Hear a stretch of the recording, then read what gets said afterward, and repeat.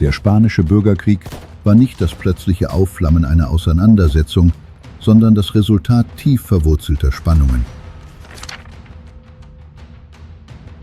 Um zu begreifen, wie es zu dieser Tragödie kommen konnte, muss man einen Blick zurückwerfen. Auf das Spanien zu Beginn des 20. Jahrhunderts. Ein Land, das von inneren Krisen erschüttert war und zugleich auf internationaler Bühne Rückschläge erlitt. Bereits das Jahr 1898 war für Spanien eine tiefe Zäsur.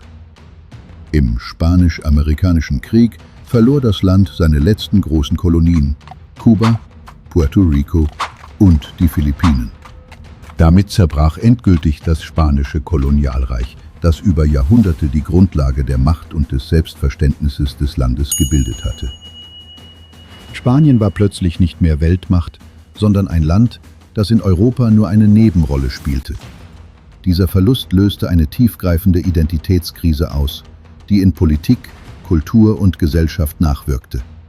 Viele Intellektuelle, die sogenannte Generación del 98, diskutierten über den Niedergang Spaniens und suchten nach Wegen, das Land zu erneuern.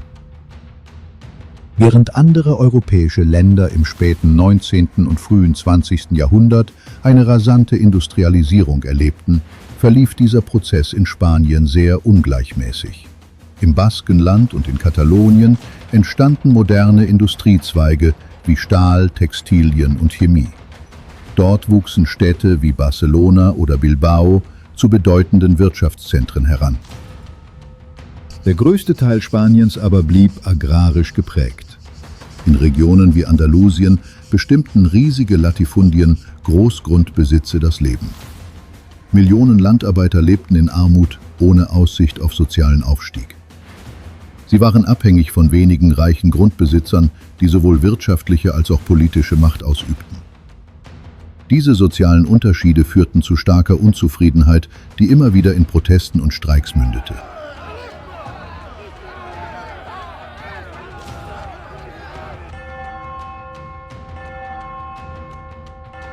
Auch die Rolle der Kirche verstärkte die Spannungen. Die katholische Kirche war in Spanien nicht nur eine religiöse, sondern auch eine gesellschaftliche und politische Macht. Sie besaß große Ländereien, kontrollierte weite Teile des Bildungswesens und übte großen Einfluss auf die Politik aus. Viele Spanier empfanden diese enge Verbindung von Religion und Politik als überholt. Insbesondere liberale und linke Gruppen forderten eine Trennung von Kirche und Staat. Auf der anderen Seite verteidigten konservative Kräfte die Rolle der Kirche als unverzichtbare Stütze der spanischen Identität.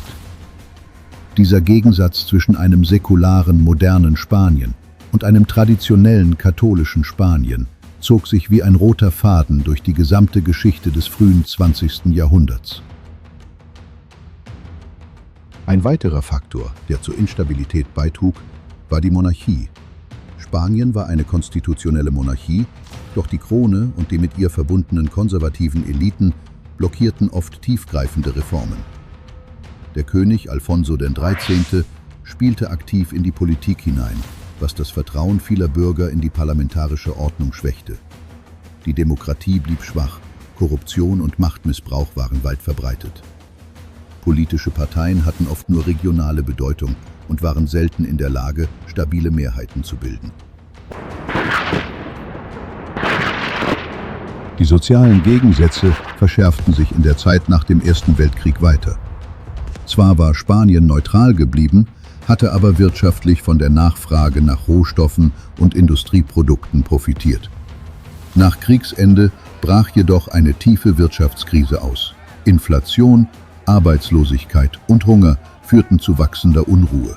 Arbeiter streikten, Bauern protestierten gegen Großgrundbesitzer und in Katalonien und dem Baskenland forderten immer mehr Menschen Autonomie. Der Staat reagierte häufig mit Gewalt anstatt mit Reformen. 1923 kam es schließlich zum Militärputsch unter General Miguel Primo de Rivera. Mit Zustimmung des Königs übernahm er die Macht und errichtete eine Diktatur, die bis 1930 andauerte. Primo de Rivera versprach, Ordnung herzustellen, Korruption zu bekämpfen und soziale Spannungen zu mildern. Zunächst begrüßten viele den Putsch, da sie von der instabilen Demokratie enttäuscht waren. Doch die Diktatur konnte die Probleme Spaniens nicht lösen. Zwar wurden Infrastrukturprojekte wie Straßen und Eisenbahnen gefördert, doch wirtschaftlich blieb das Land abhängig von Landwirtschaft und traditionellen Strukturen. Der Widerstand gegen die Diktatur wuchs und als Primo de Rivera 1930 zurücktrat, war die Monarchie Alfonso XIII. So geschwächt, dass sie 1931 zusammenbrach. In diesem Jahr wurde die Zweite Spanische Republik ausgerufen. Die Zweite Republik war ein Versuch, Spanien zu modernisieren und demokratisch zu erneuern. Sie führte eine neue Verfassung ein, die auf den Prinzipien von Freiheit, Gleichheit und Säkularisierung beruhte. Frauen erhielten erstmals das Wahlrecht, die Trennung von Kirche und Staat wurde festgeschrieben, Landreformen sollten die Ungerechtigkeiten in der Agrarstruktur abbauen. Zudem erhielten Regionen wie Katalonien erstmals Autonomierechte. Diese Reformen stießen jedoch sofort auf heftigen Widerstand. Die katholische Kirche sah ihre Macht bedroht, konservative Großgrundbesitzer fürchteten den Verlust ihres Landes, das Militär sah seine traditionelle Rolle geschwächt. Auf der anderen Seite empfanden viele Arbeiter und Bauern die Reformen als unzureichend und verlangten tiefgreifendere Veränderungen. Das Land blieb tief gespalten. Die politische Landschaft war zersplittert. Auf der linken Seite standen Sozialisten, Kommunisten und Anarchisten, die radikale soziale Veränderungen forderten. Auf der rechten Seite sammelten sich Monarchisten, konservative Katholiken und zunehmend auch faschistische Bewegungen, die jede Form von Republik ablehnten. Die Mitte war schwach und konnte die Extreme kaum ausgleichen. In den Jahren 1931 bis 1936 wechselten sich linke und rechte Regierungen ab, wobei jede neue Regierung die Reformen der vorherigen teilweise rückgängig machte. Diese ständigen Richtungswechsel verstärkten die Instabilität und das Gefühl, dass keine Seite bereit war, Kompromisse zu schließen. Besonders heftig waren die Auseinandersetzungen um die Rolle der Kirche und die Landfrage. In den Jahren der Republik kam es immer wieder zu Kirchenbränden, antiklerikalen Demonstrationen und gewaltsamen Auseinandersetzungen zwischen Anhängern der verschiedenen politischen Lager.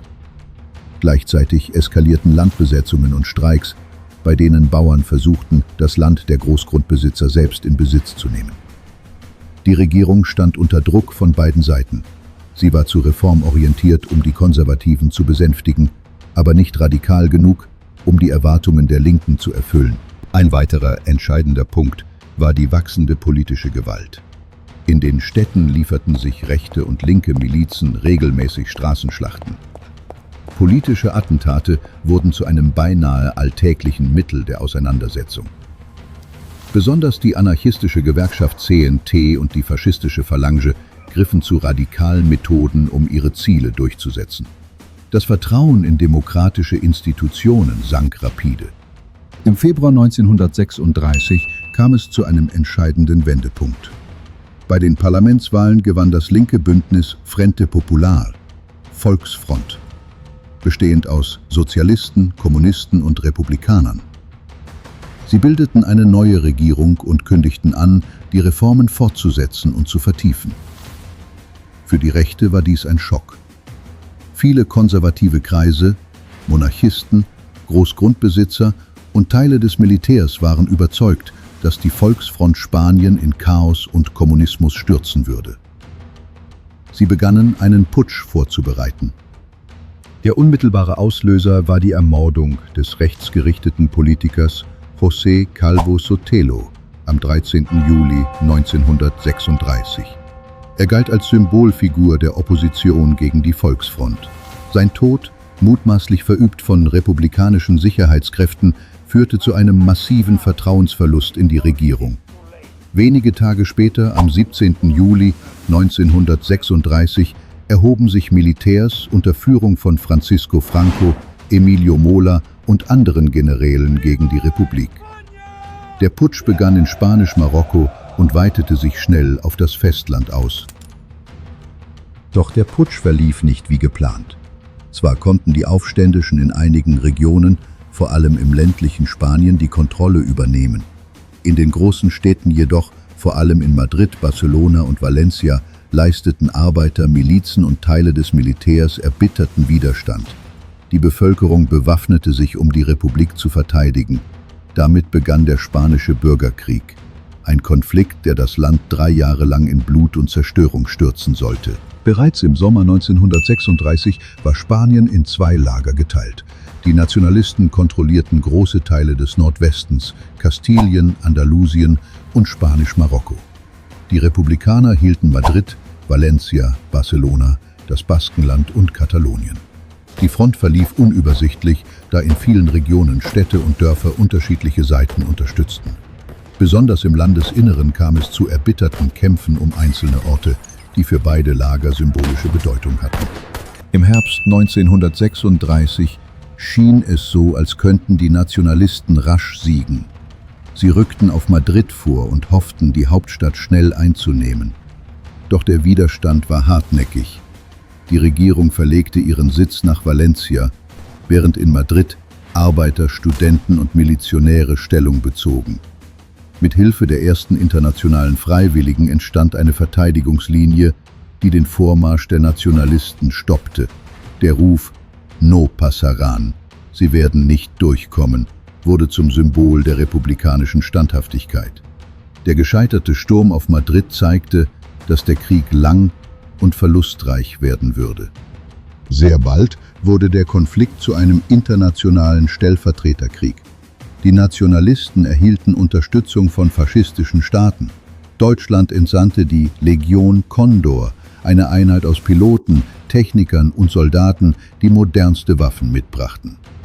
Italien unter Benito Mussolini schickte Truppen, Panzer und Flugzeuge. Portugal stellte logistische Hilfe bereit. Die Nationalisten konnten so ihre Armee modernisieren und militärisch besser ausrüsten. Die Republikaner waren auf Hilfe von der Sowjetunion angewiesen. Stalin lieferte Panzer, Flugzeuge und Waffen, entsandte Berater und knüpfte seine Unterstützung an politischen Einfluss. Zudem bildeten sich die internationalen Brigaden, in denen etwa 35.000 Freiwillige aus über 50 Ländern kämpften. Sie waren schlecht ausgerüstet und oft unzureichend militärisch geschult, doch ihr Einsatz wurde weltweit zu einem Symbol des antifaschistischen Kampfes. Viele von ihnen starben in Spanien und ihr Opfer wurde Teil der internationalen Erinnerungskultur. Die westlichen Demokratien wie Frankreich und Großbritannien hielten offiziell am Prinzip der Nichteinmischung fest. Sie fürchteten, ein Eingreifen könnte zu einem größeren Krieg in Europa führen. Damit blieb die Republik in einer schwachen Position. Obwohl es viele Sympathiebekundungen gab, blieben materielle Lieferungen begrenzt. Diese Zurückhaltung trug entscheidend zur militärischen Schwächung der republikanischen Seite bei. Ein besonders schockierendes Ereignis ereignete sich am 26. April 1937. Auf ausdrückliche Bitte der nationalistischen Führung griffen deutsche Flugzeuge der Legion Condor gemeinsam mit italienischen Maschinen der Aviazione Legionaria die baskische Stadt Guernica an. Ursprünglich sollten Brücken und Verkehrswege bombardiert werden, doch in Wirklichkeit wurde die gesamte Stadt großflächig zerstört. Hunderte Zivilisten verloren ihr Leben, zahlreiche weitere wurden verwundet. Guernica wurde fast vollständig in Schutt und Asche gelegt. Dieses Massaker an der Zivilbevölkerung machte Guernica zum Sinnbild der Grausamkeit moderner Kriegsführung. Weltweit löste der Angriff Empörung aus. Pablo Picasso hielt das Geschehen in seinem berühmten Gemälde Guernica fest, das bis heute als Mahnmal gegen Krieg und Gewalt gilt. Nach Guernica konzentrierten sich die Nationalisten darauf, den Norden Spaniens zu erobern. Das Baskenland mit seinen Industrien war für die Republik von großer Bedeutung. Trotz heftigen Widerstands fiel Bilbao im Juni 1937. Damit verloren die Republikaner einen wichtigen industriellen Standort, was ihre Kriegswirtschaft erheblich schwächte. Auch Asturien und Santander gingen verloren. Schritt für Schritt bauten die Nationalisten ihre Kontrolle im Norden aus. Ein weiteres Problem der Republik war die politische Uneinigkeit. Sozialisten, Kommunisten, Anarchisten und liberale Republikaner arbeiteten zwar zusammen, hatten jedoch unterschiedliche Ziele. Besonders die Rolle der kommunistischen Partei, die durch die sowjetische Hilfe gestärkt wurde, führte zu Konflikten mit Anarchisten und anderen linken Gruppen. Diese Spannungen entluden sich im Mai 1937 in Barcelona, wo es zu blutigen Kämpfen zwischen anarchistischen Kräften und kommunistisch dominierten Regierungstruppen kam. Solche internen Konflikte schwächten die republikanische Seite zusätzlich und erschwerten die militärische Koordination. 1938 war ein entscheidendes Jahr. Die Nationalisten hatten inzwischen große Teile des Landes erobert und drängten weiter vor.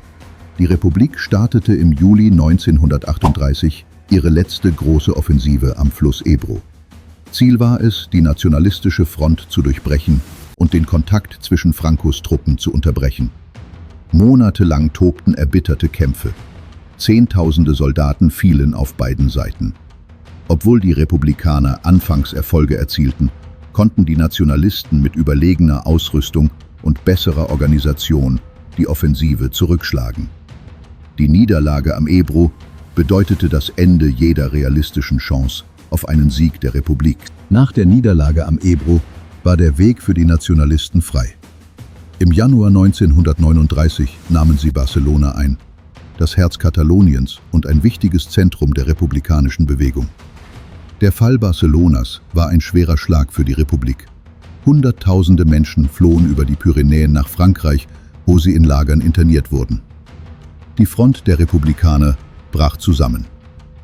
Madrid hielt sich zwar noch bis März, doch die militärische Niederlage war unvermeidlich. Am 1. April 1939 verkündete Franco den Sieg. Der Bürgerkrieg war vorbei. Spanien lag in Trümmern. Hunderttausende waren gefallen, Millionen Menschen traumatisiert, die Wirtschaft zerstört. Mit Francos Sieg begann eine fast 40-jährige Diktatur. 3 Jahre lang war Spanien von Fronten, Belagerungen und Luftangriffen geprägt. Ganze Städte wurden zerstört, Dörfer entvölkert. Der Krieg brachte nicht nur Tod und Leid, sondern auch eine tiefe Spaltung in der Gesellschaft. Familien und Gemeinden standen sich als Feinde gegenüber. Der Bürgerkrieg war ein Labor für moderne Kriegsführung, Luftangriffe auf Zivilisten, der Einsatz von Panzern und neuen Taktiken sowie die Mobilisierung ganzer Gesellschaften für den Krieg. All dies deutete bereits auf den Zweiten Weltkrieg hin, der wenige Monate später ausbrechen sollte.